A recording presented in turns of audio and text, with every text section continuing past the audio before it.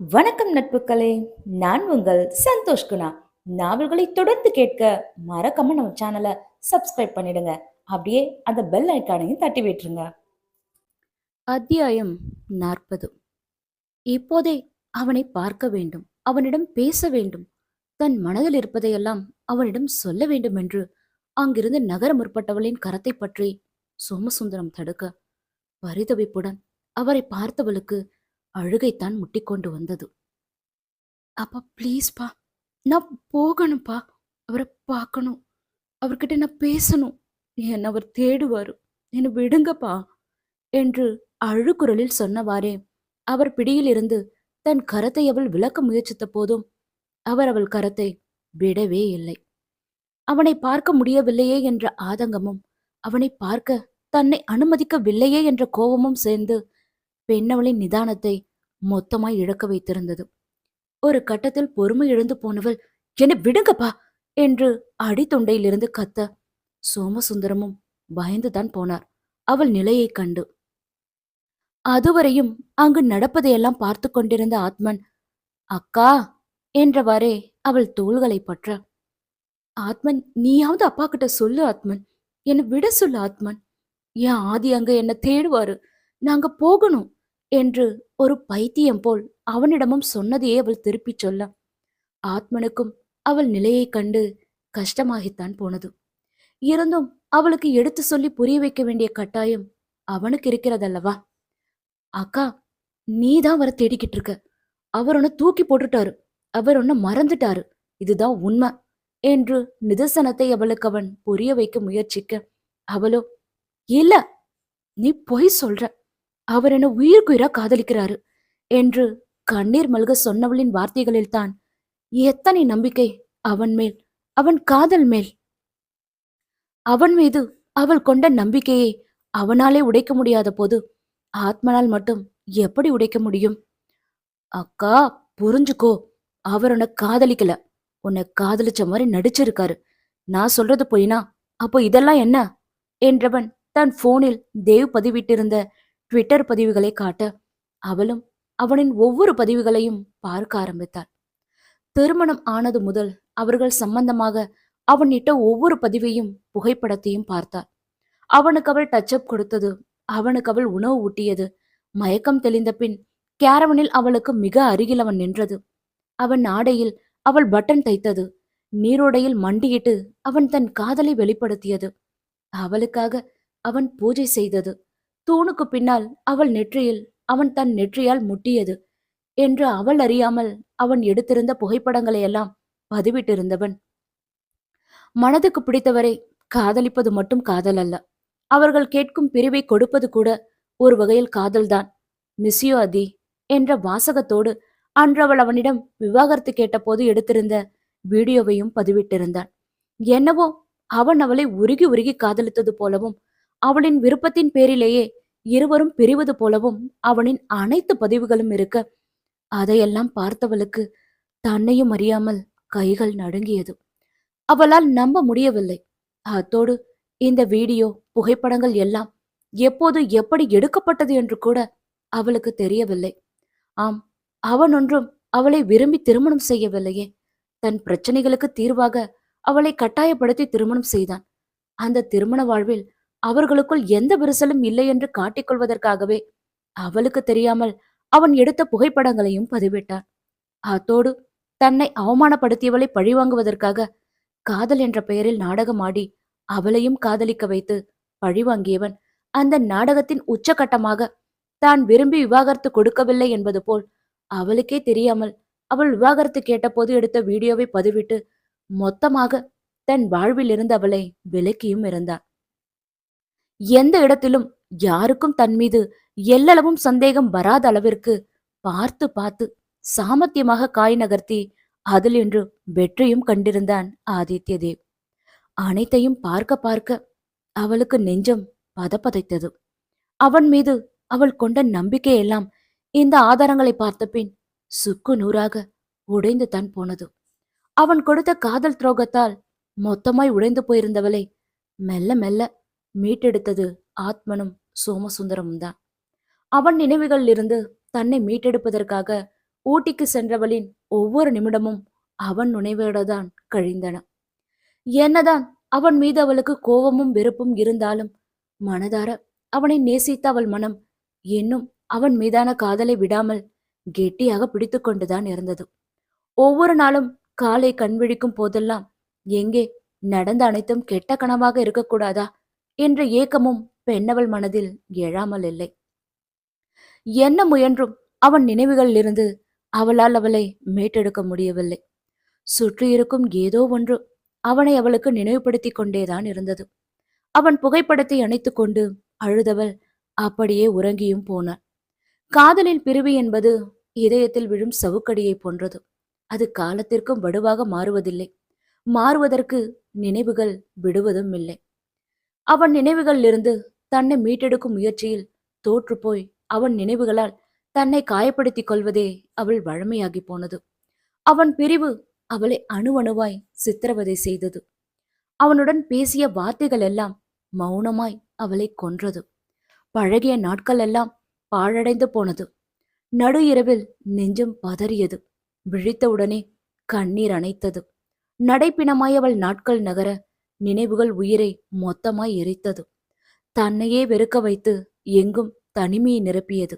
இறுதியில் எப்படியாவது சேர்ந்துவிட மாட்டோமா என்று மீண்டும் நெஞ்சம் ஏங்கி தவித்தது. அன்று அப்படித்தான் பால்கனில் நின்றவாறு கண்ணு கெட்டிய தூரம் வரை பூத்திருந்த செங்காந்தல் மலர்களையே பார்த்து கொண்டிருந்தவளின் சிந்தையை கலைத்தது என்னவோ கீழே கேட்ட அதீத சத்தம்தான். என்ன சோமசுந்தரம், இப்போ தரேன் அப்போ தரான்னு சொல்லி சொல்லியே 3 மாசத்தை ஓட்டிட்டீங்க. ஃபோன் பண்ணாலும் எடுக்கறதில்ல, ஆஃபீஸ்க்கு வந்தாலும் பிஸின்னு சொல்லி அனுப்பிடுறீங்க. உங்களை நம்பி தானே பணம் கொடுத்தோம் என்றெல்லாம் கடன் கொடுத்த ஒருவர் சோமசுந்தரத்தை நிற்க வைத்து கேட்டுக்கொண்டிருக்க அதிர்தாவும் அப்போதுதான் கீழே வந்து சேர்ந்தார். இதுநாள் வரை அவர் முன் யாரும் இப்படி குரல் உயர்த்தி பேசியும் அவள் பார்த்ததில்லை. அவரும் இப்படி மௌனமாயிருந்தும் அவள் பார்த்ததும் இல்லை. புதிதாக இருந்தது. அத்தோடு ஏதோ பிரச்சனை என்றும் அவளுக்கு புரிந்தது. என்ன சோமசுந்தரம், இப்படி அமைதியா இருந்தா என்ன அர்த்தம் என்று வந்தவர் கேட்டுக்கொண்டிருக்கும் போதுதான் கீழே வந்திருந்த அதிர்தாவை கவனித்திருந்தார் சோமசுந்தரம். அவளை அங்கு பார்த்தவருக்கு ஒரு கணம் கை கால் ஓடவில்லை. பின் அவள் முன்னிலையில் எதுவும் வேண்டாம் என்று அவரின் கையை பற்றி வெளியே அழைத்துச் சென்ற சோமசுந்தரம், எனக்கு 2 மாசம் மட்டும் டைம் கொடுங்க, நான் எல்லாத்தையும் சரி பண்ணிடுறேன் என்று கெஞ்சுதலாக கேட்க அதன் பின்தான் கடன் கொடுத்தவர் அங்கிருந்து நகர்ந்திருந்தார். அவர் செல்வதை பார்த்தவாறே சோமசுந்தரம் அருகில் வந்தவள், யாருப்பா அவரு என்க அவரோ தன் பள்ளி நண்பன் என்று சமாளித்தார்.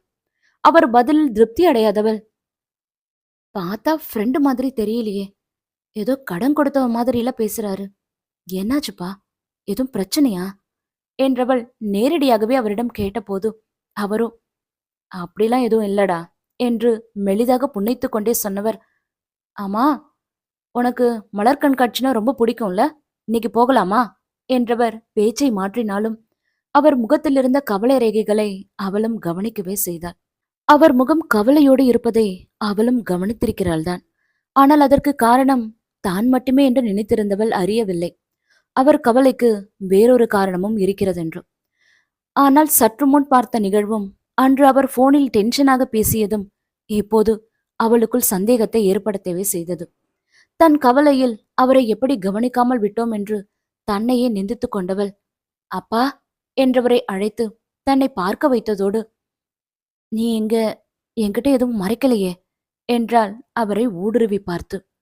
என்னடா அப்பா உன்கிட்ட என்ன மறைக்க என்று விழிகளில் ஒருவித தடுமாற்றத்துடன் அவர் சொல்லிக் கொண்டிருக்கும் போதே அவர் கரத்தை பற்றி தன் தலை மீது வைத்தவள், என் மேல சத்தியமா என்க அவர்தான் தடுமாறி போனார்.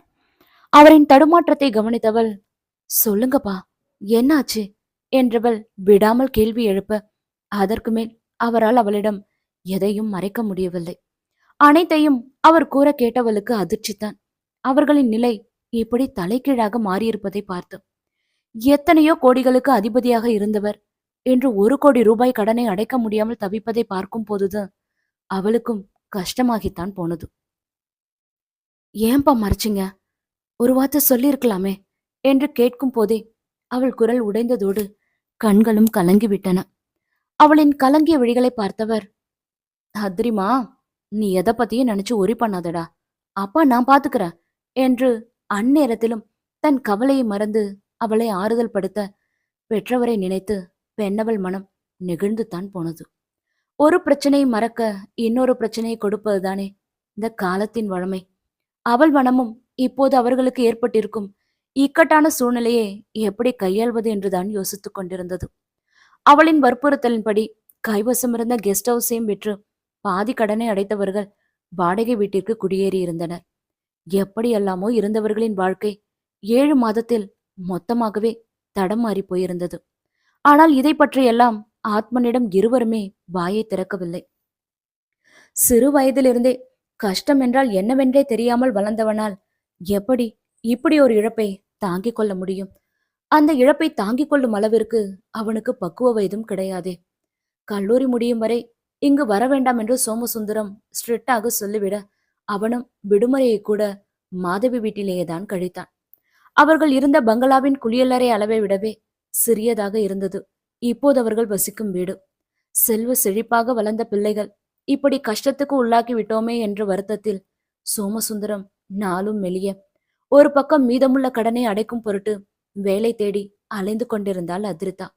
சிலர் அவளை கண்டு கொண்டு பார்வையாலே அவளை துளைத்தெடுக்க, வெகு சிலரோ அவளிடம் நேரடியாகவே விவாகரத்து பற்றி விசாரிக்க அவள்தான் பதில் சொல்ல முடியாமல் கூனி குறுகி போனாள்.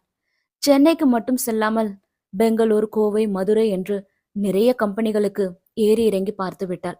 ஆனால் கல்லூரி முடித்து 3 ஆண்டுகளுக்கு மேல் ஆவதாலும் எக்ஸ்பீரியன்ஸ் இல்லை என்றும் அவளை அவர்கள் தட்டி கழிக்க அவள்தான் சுவற்றில் அடித்த பந்தாய் சோர்ந்து போனாள். அன்று எப்போதும் போலவே தேஜ் ஃபேன் மீட்டிற்காக ஏற்பாடு செய்திருக்க தேவும் அங்குதான் கிளம்பிக் கொண்டிருந்தான். அவனை பார்த்த சந்தோஷத்தில் அவன் ரசிகைகள் அன்று போலவே ஏடி லவ் யூ என்றதோடு அவனுக்கு பறக்க முத்தம் கொடுக்க அவர்களையெல்லாம் பார்த்து புன்னகைத்தவாறே கையசைத்தவன் எப்போதும் போலவே பதிலுக்கு லவ் என்று ஆரம்பித்தவனால் ஏனோ மேற்கொண்டு சொல்ல முடியவில்லை. எவ்வளவு முயன்றும் ஏதோ ஒன்று சொல்ல விடாமல் அவனை தடுத்தது. முதன் முறையாக அவனுக்கே தெரியாமல் அவனுக்குள் தடுமாற்றம் ஏற்பட்டிருந்தது. அவனுக்கே தெரியவில்லை எதனால் இந்த தடுமாற்றம் என்று.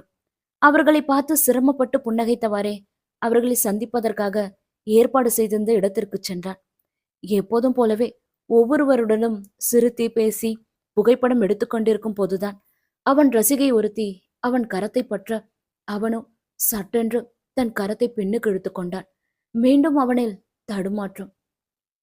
அவனின் செயலால் அந்த ரசிகையின் முகம் வாட பின் தேஜ் தான் அந்த ரசிகையிடம் அவனுக்கு உடல்நலம் சரியில்லை என்று காரணம் சொல்லி அனுப்பி வைத்தான். பின் அவன் முகம் இறுகி போயிருப்பதை கவனித்த தேஜ், என்னாச்சு தேவ் என்று வினவ அவனோ ஃபேன் மீட்டை கேன்சல் பண்ணிடு என்று சொல்லிவிட்டு எழுந்து செல்ல செல்லும் அவனையே பார்த்து கொண்டிருந்தான் தேஜ். அத்தியாயம் 41.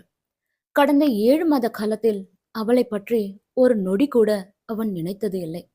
ஏன் அப்படி ஒருத்தி தன் வாழ்வில் வந்தது பற்றியோ அவளை அவன் தூக்கி எறிந்தது பற்றியோ அவன் ஆசைப்பட்டது கூட கிடையாது.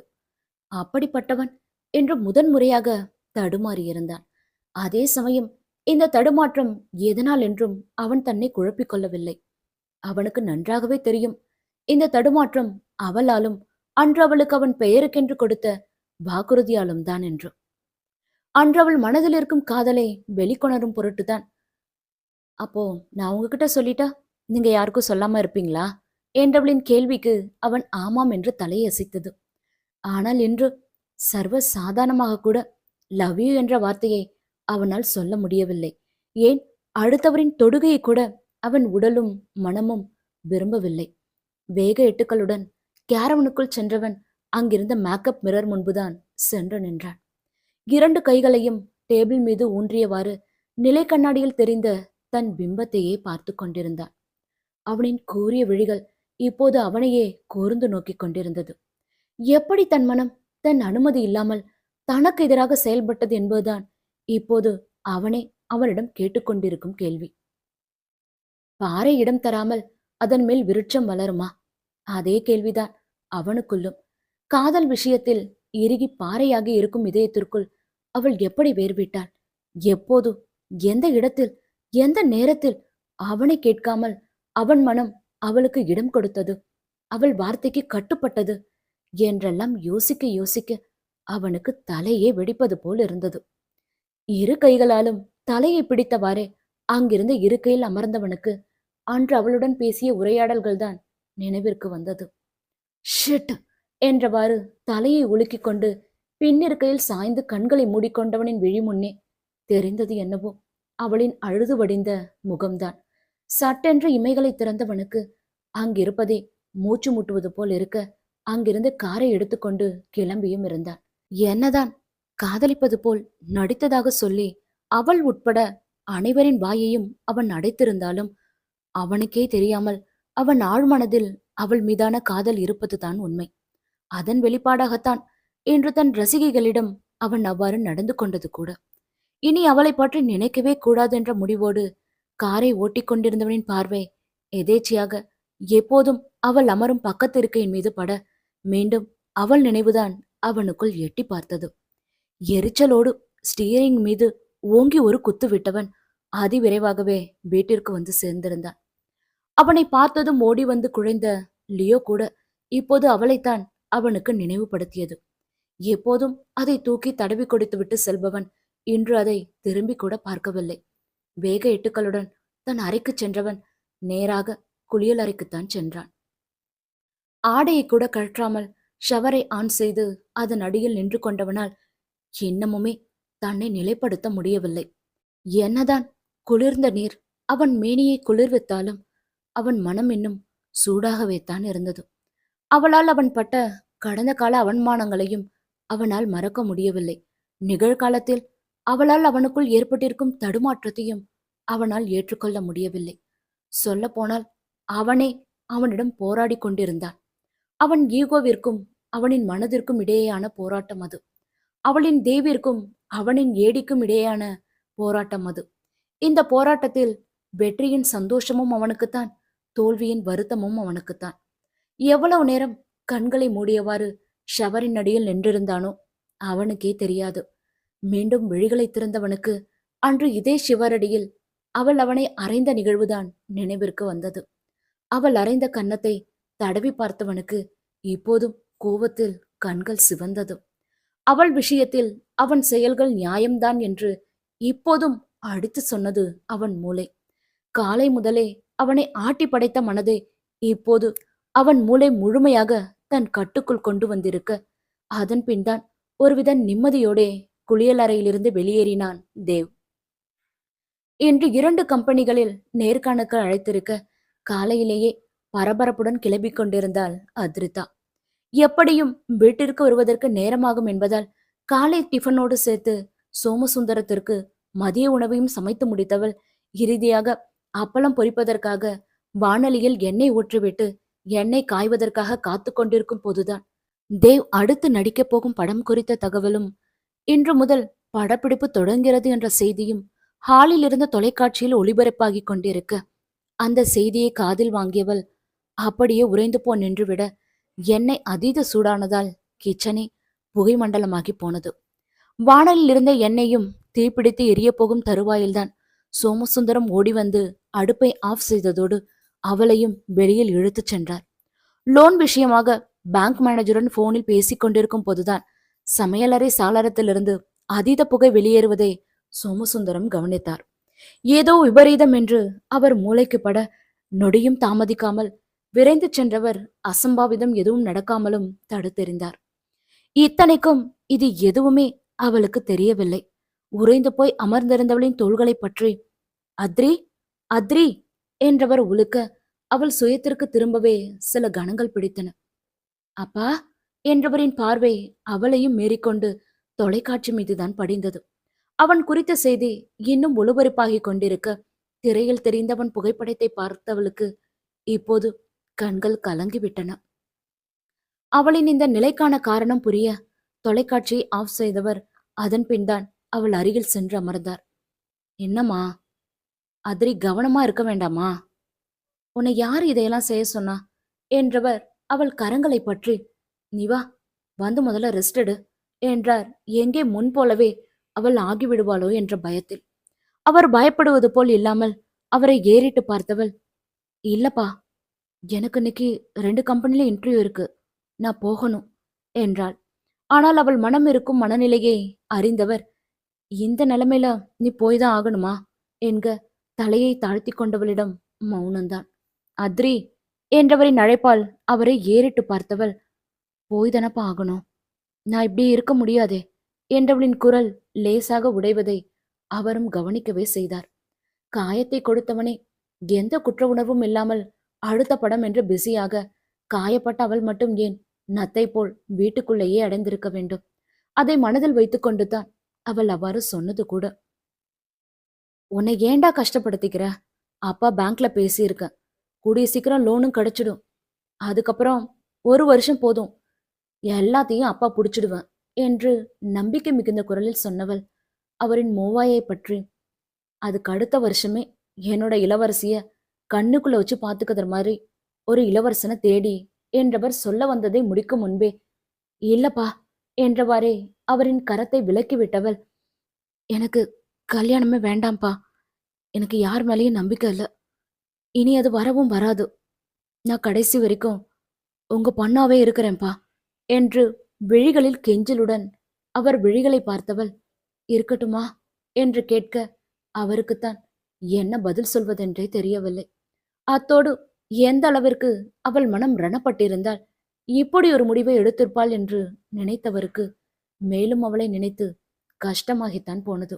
முடியாது என்று சொல்லி ஏற்கனவே காயப்பட்டிருப்பவளை மேலும் காயப்படுத்த விரும்பாதவர் அவள் தலையை வாஞ்சையாக வருடிவிட்டார். அதே நேரம் சுவரில் மாட்டியிருந்த கடிகாரம் 9 என்று சத்தம் எழுப்ப, சத்தம் கேட்டு கடிகாரத்தை பார்த்தவள், ஐயோ அப்பா, எனக்கு இன்டர்வியூக்கு டைம் ஆச்சு. நான் இன்னும் 1/2 மணி நேரத்துல பஸ் ஏறாதான் அங்க போய் நேரத்துக்கு சேர முடியும் என்றவரே எழுந்து அங்கிருந்து நகர முற்பட்டவளின் கரத்தை பற்றி தடுத்தார் சோமசுந்தரம். அவர் செயல் புரியாமல் திரும்பியவரை பார்த்தவள், அப்பா என்க, அப்பா மேல நம்பிக்கை இல்லையா என்றார் அவள் வேலை தேடி அலைந்து கஷ்டப்படுவதை காண பொறுக்காமல். அவரின் கேள்வியால் சிரித்து கொண்டே அவரின் இரு கன்னங்களையும் பற்றி லேசாக கிள்ளியவள், என் நம்பிக்கையோட மறு உருவமே என் அப்பாதான் என்று பெருமிதமாக சொல்ல, அவள் கூறியதை கேட்டு சோமசுந்தரத்தின் மனமும் நெகிழ்ந்து தான் போனது. நீங்க கண்டிப்பா எல்லாத்தையும் மாத்துவீங்க, எனக்கு அந்த நம்பிக்கை இருக்கு என்று நிறுத்தியவள், உங்களை போல நானும் எல்லாத்தையும் கத்துக்கணுமா இல்லையா? அதிர்தா சோமசுந்தரமா மட்டும் இருந்தா போதுமா? அதிர்தாக்குன்னு ஒரு அடையாளம் வேண்டாமா? வேலைக்கு போனா தானே எனக்குன்னு ஒரு அடையாளத்தை உருவாக்க முடியும் என்றவள் கண் சிமிட்டி சொல்ல, மகளின் தெளிவான பேச்சை பார்த்து பெற்றவர் மனம் பூரித்துத்தான் போனது. இதற்கு மேல் அவளை தடுக்க சோமசுந்தரத்திற்கும் விருப்பமில்லை. அவள் இருக்கும் மனநிலையில் வீட்டுக்குள்ளேயே அடைந்து கிடக்காமல் மன ஆறுதலுக்காகவாவது வேலைக்கு சென்று வரட்டும் என்றுதான் அவருக்கும் தோன்றியது. அத்தோடு வேலைக்கு செல்ல ஆரம்பித்தால் வெளி உலகம், புது மனிதர்களின் நட்பு என்று அவள் மனம் இயல்பு நிலைக்கு திரும்பவும் வாய்ப்புள்ளது என்பதால் அவரும் சரி என்றார். பேருந்தில் ஏறி அமர்ந்தவளின் மனம் மீண்டும் அவனை பற்றி தான் நினைக்க ஆரம்பித்திருந்தது. அவனை பார்த்தது முதல் அவளுடன் இருந்த ஒவ்வொரு நிகழ்வையும் அவள் மனம் அசை போட அவள் கண்களும் கலங்கி போயின. இப்போது வரையுமே அவளால் நம்ப முடியவில்லை அவன் காதலிப்பது போல் நடித்தேன் என்று சொன்னதை. அவன் விழிகளில் தான் பார்த்த காதல் பொய்யா? அவன் சிரிப்பு பொய்யா? அவன் காட்டிய அக்கறைகள் பொய்யா? அவன் பேசிய வார்த்தைகள் பொய்யா?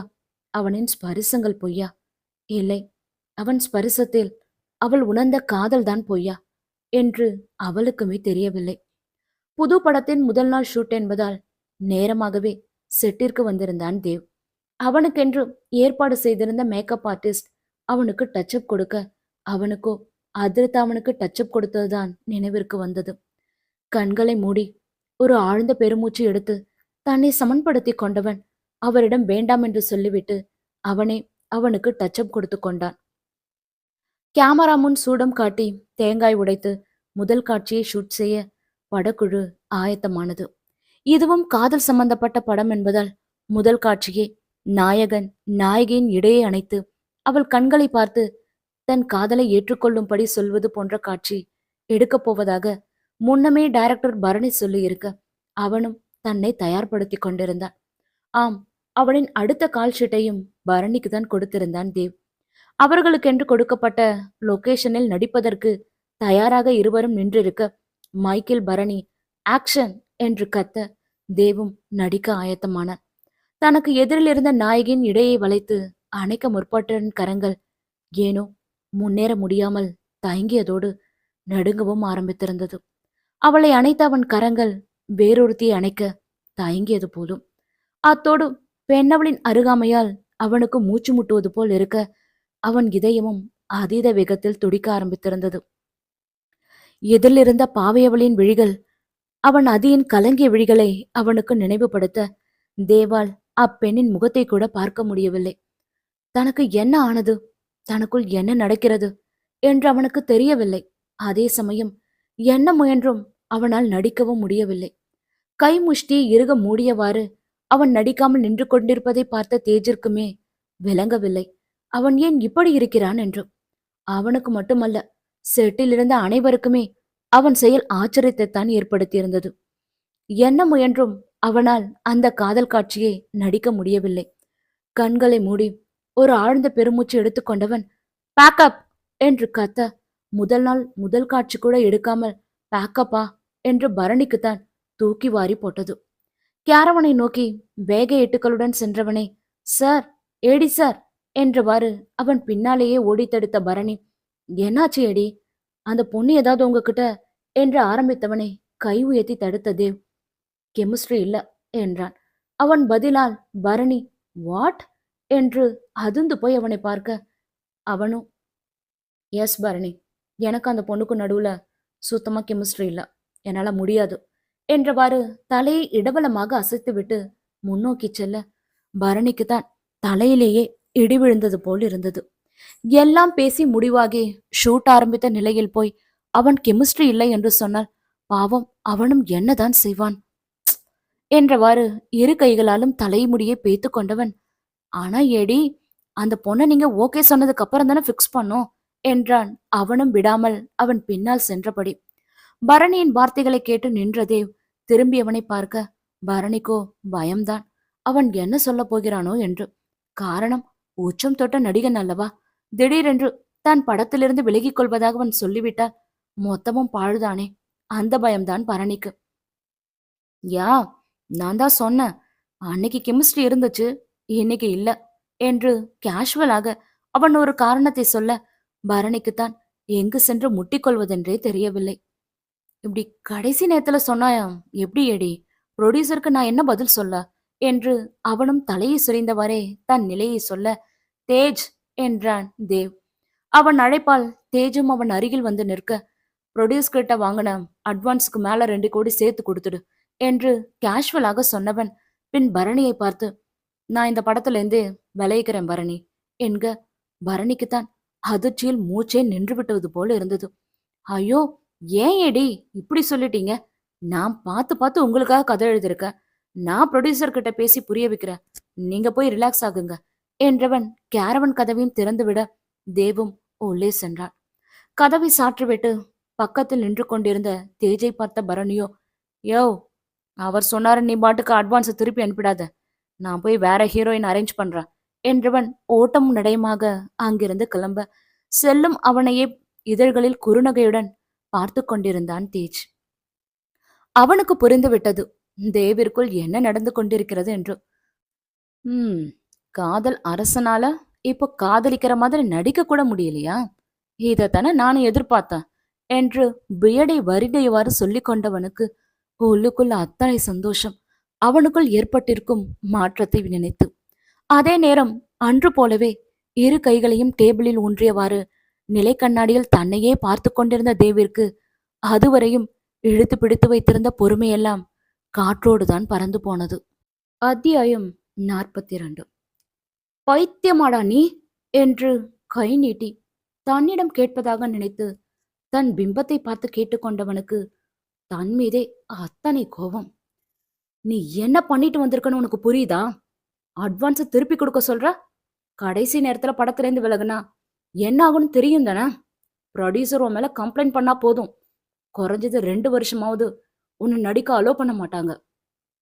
இதுக்காகத்தான் 10 வருஷமா மூச்சு கூட விடாம ஓடிக்கிட்டே இருந்தியா என்று தன் பிம்பத்தை பார்த்து காட்டு கத்தலாய் கத்தியவன் மீண்டும் லிசன் தேவ், அவ உன்னை அவமானப்படுத்தினான், அரைஞ்சா. அது எல்லாத்துக்கும் பதிலுக்கு நீ அவளை பழி வாங்கின. அவ்வளோதான். இதுக்கே ஓவரா ரியாக்ட் பண்ணிட்டு இருக்க? ஒரு படத்துல நடிக்கிற மாதிரி அவகிட்டையும் காதலிச்ச மாதிரி நடிச்ச. தட்ஸ் இட் என்று இரு கைகளையும் டேபிள் மீது அடித்து சொன்னவனுக்கு இன்னமுமே தன் மனதை ஆற்றுப்படுத்த முடியவில்லை.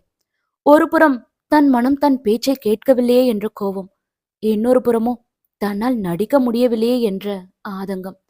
இரண்டும் சேர்த்து அவனை தாக்க அவனுக்கோ மண்டையெல்லாம் சூடாகி போனதொரு உணர்வு. அதன் விளைவால் டேபிள் மீதிருந்த மேக்கப் கிட்களை எல்லாம் கீழே தள்ளிவிட்டவன் கண்ணுக்கு தெரிந்த பொருட்களை கூட பந்தாட ஆரம்பித்திருந்தான். ஆனால் என்ன செய்தும் அவனால் அவனை நிதானப்படுத்த முடியவில்லை. அவனுக்குள் இருக்கும் கோபத்தை கட்டுப்படுத்தவும் முடியவில்லை. ஆங்காங்கே இழுத்து பிடித்து கொண்டிருந்த ஆடை கூட அவனுக்கு எரிச்சலை ஏற்படுத்த, அதுவரையும் இன் செய்திருந்த ஷர்ட்டை வெளியில் இழுத்து விட்டவன் கழுத்தை இறுகி பிடித்து கொண்டிருந்த டையையும் கழற்றி வீசினான். ஸ்லீவ் பட்டனையும் கழற்றி ஸ்லீவை மேலே இழுத்து விட்டவனின் பார்வை இப்போது ரோமங்கள் அடைந்திருந்த அவன் கை மீதுதான் படிந்தது. பின் கொஞ்சமும் யோசிக்காமல் தன் கோபம் தீரும் அளவிற்கு பற்கள் அழுந்த தன் கையையே கடித்தான். அன்றவள் சொன்னது போலவே அவன் பற்கள் பட்டு ரத்தம் கசிய அவன் கோபமும் அப்போதுதான் ஓரளவு கட்டுக்குள் வந்திருந்தது. இப்போதும் அவள்தான் அவனை ஆற்றுப்படுத்தி இருந்தாள். ஆனால் அதை ஏற்றுக்கொள்ள அவன் ஈகோ மூளை மறுத்தது. பற்கள் பதிந்திருந்த இடத்தை அவன் தடவி கொண்டிருக்கும் போதுதான் கேரவன் கதவை திறந்து கொண்டு உள்ளே நுழைந்தான் தேஜ். அவன் பார்த்து விடாதவாறு அவசர அவசரமாக ஸ்லீவை இறக்கிவிட்டவன் என்ன என்பது போல புருவம் சுருக்கி அவனை பார்த்தான். கேரவன் இருந்த கோலத்தை பார்த்து தேஜிற்கு புரிந்துவிட்டது இங்கு என்ன நடந்திருக்கும் என்று. இருந்தும் தெரியாதது போல் என்னாச்சு தேவ் என்றான் கண்களால் கீழே கிடப்பவைகளை சுட்டி காட்டி. அவன் கேள்விக்கு பதில் சொல்ல விரும்பாதவன் என்ன விஷயம் என்றான் நீ எதற்கு இங்கு வந்தாய் என்பது போல். அவனை பார்த்து தொண்டையை செரும்பிக் கொண்ட தேஜ், எல்லா ஆர்ஃபனேஜுக்கும் நாளைக்கு செக் அனுப்பணும், ஸோ உன்னோட சைன் என்றவாறே கையோடு எடுத்து வந்திருந்த செக் புக்கையும் பேனாவையும் அவன் முன் நீட்ட, அதை வாங்கி கொண்ட தேவ் வேகமாக அதில் கையெழுத்து போட்டு அவனிடம் நீட்டியிருந்தான். அதை வாங்கி கொண்ட தேஜின் இதழ்களில் இப்போது குறுநகைத்தான் எட்டி பார்த்தது. செக்கை பார்த்தபடியே தேஜ் ஆதி என்க அவன் அவ்வாறு தன்னை அழைத்தது பிடிக்காமல் கோவத்தில் அவன் சட்டையை கொத்தாக பற்றியவன், இப்போ என்னதாண்டா உனக்கு பிரச்சனை?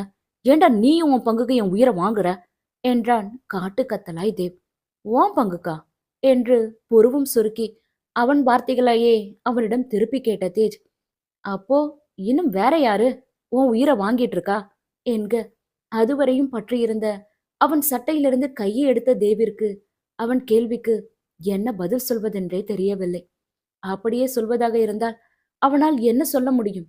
கடந்த சில நாட்களாகவே உள்ளுக்குள் அவள் நினைவு தன்னை பாடாய் படுத்திருக்கிறது என்றா சொல்ல முடியும்? அவன்தான் ஆதித்ய தேவாயிற்றே. அவ்வளவு எளிதில் அவன் தன்னை விட்டு கொடுத்து விடுவானா என்ன? அவன் அமைதியாகவே நின்றிருக்க, பிரச்சனை எனக்கு இல்ல தேவ், உனக்குத்தான் என்று சொன்ன தேஜ் சற்று முன் அவன் கையெழுத்து போட்ட செக்கை காட்டினான். அதில் ஏடிக்கு பதிலாக அவன் ஆதி என்று கையெழுத்து போட்டிருப்பதை தேவும் அப்போதுதான் கவனித்திருந்தான். அவனால் எதுவும் சொல்ல முடியவில்லை. இரு கைகளாலும் முன்னுச்சியை கோதுவிட்டவாறே இருக்கையில் அமர்ந்தவனுக்கு அதிர்ச்சித்தான். அவளால் தனக்குள் இந்த அளவிற்கு பாதிப்பு ஏற்பட்டிருப்பதை பார்த்து. இன்னும் எவ்வளோ நாள் தேவ் உன்னை நீயே ஏமாத்திக்க போற என்ற தேஜின் கேள்விக்கு தேவிடம் மௌனம்தான். இப்போவாது ஒத்துக்கோ தேவ், நீ அதிர்த்தாவ காதலிக்கிறன்னு என்றவன் சொல்லி முடித்ததுதான் தாமதம். Will you shut up Tej என்று உருமினான் தேவ். தேஜோ, முடியாது, நான் இன்னைக்கு பேசிதான் தீர்வேன் என்றவாறு அவன் முன்னால் சென்று நிற்க தேவின் கோவ விழிகளோடு அவனை பார்த்தான். என்ன பாக்குற? நீ அதிர்த்தாவ காதலிக்கிறது உண்மைதானே? அதனால தானே இன்னைக்கு உன்னால காதலிக்கிற மாதிரி நடிக்க கூட முடியல என்றவன் கேட்க தேவோ தேஜ் என்றான் பற்களை கடித்து கொண்டு. அப்படி என்னடா ஈகோ, உன்னை நீயே அழிச்சுக்கிற அளவுக்கு என்றான் தேஜும் விடாமல்.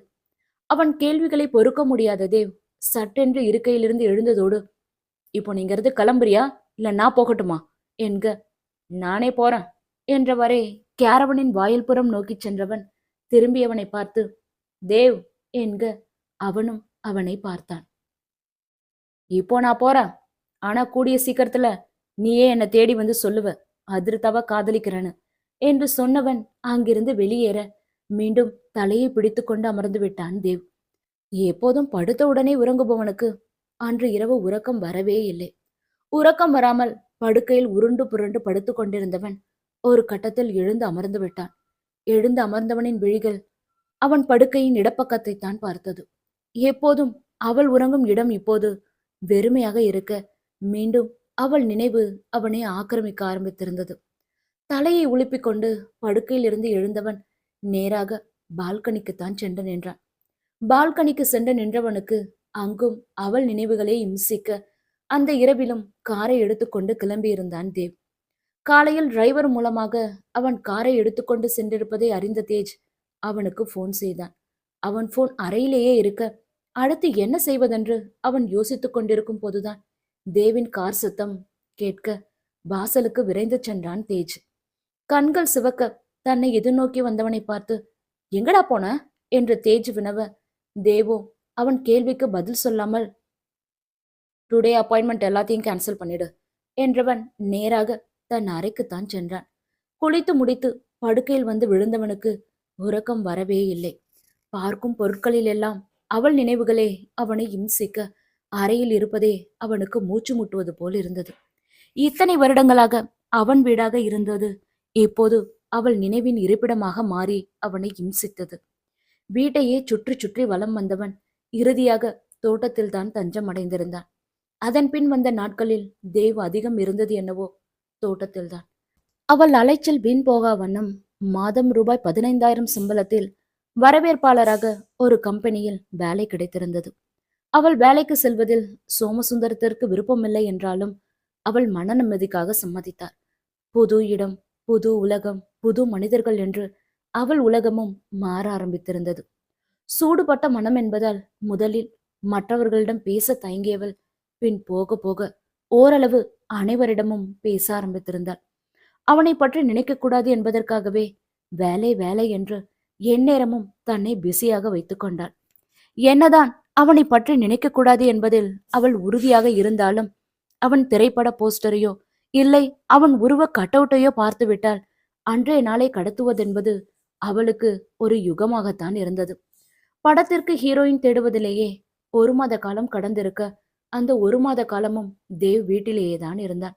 ஷூட் ஷூட் என்று எந்நேரமும் காலில் சக்கரத்தை கட்டிக்கொண்டு ஓடிக்கொண்டே இருந்தவன் 1 மாத காலமாக முழு நேரமும் வீட்டிலேயே தான் இருந்தான். அவனுக்கே இது புதுமையாகத்தான் இருந்தது. அதிலும் அதிகம் அவன் தோட்டத்திலேயே தான் இருந்தான். இந்த 1 மாத காலத்தில் அதிகம் அவன் தேஜிடம் கூட பேசுவதில்லை. அவனாக அவனை தேடிச் சென்று பேசினால் கூட ஓரிரு வார்த்தைகளோடு முடித்துக் கொள்வான்.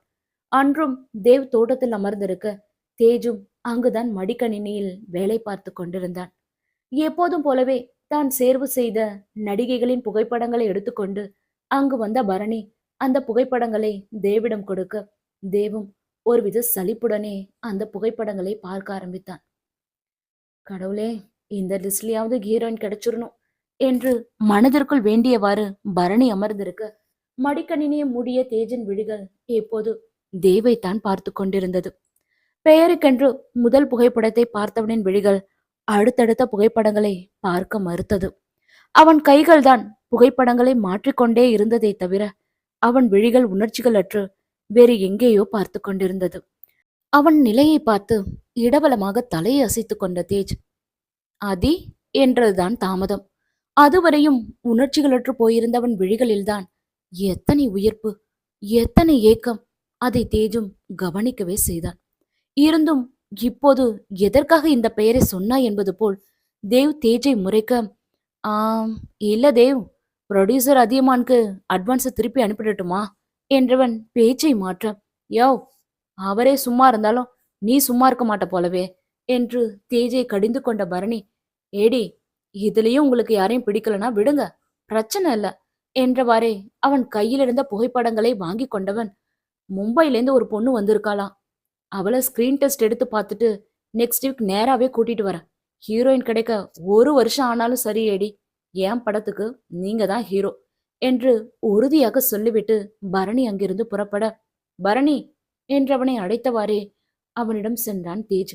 இப்ப என்னையா என்று பரணி அவனிடம் எரிச்சல் பட புன்னகைத்தவாறே அவன் தோளில் கை போட்ட தேஜ், இந்த தேவலோக அழகின்னு சொல்லுவாங்களே, ரம்ப, ஊர்வசி, திலோத்தம என்று அவர்கள் பெயரை பட்டியலிட்டவன், நீ இவங்கள கூட்டிட்டு வந்து அவன் முன்னாடி நிறுத்தினா கூட அவன் பிடிக்கலன்னு தான் சொல்லுவான் என்க பரணியோ, ஏன்யா என்றான் புரியாமல் அவனை பார்த்து.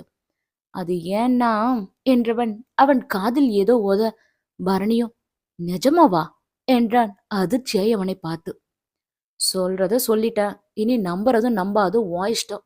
சட்டு புட்டுன்னு படம் எடுக்கணும்னா நான் சொன்னது செய், இல்லனா ஹீரோயின் தேடி அலைஞ்சுக்கிட்டே இரு என்று தேஜ் சொல்ல, பரணியோ பின்னந்தலையை சுரிந்தவாறே, எல்லாம் ஓகே தான் தேஜ் என்று இழுத்தவன், ஒத்துப்பாங்களா என்று கேள்வியாய் அவனை பார்க்க, அது உன் சாமர்த்தியம் என்றான் தேஜ்.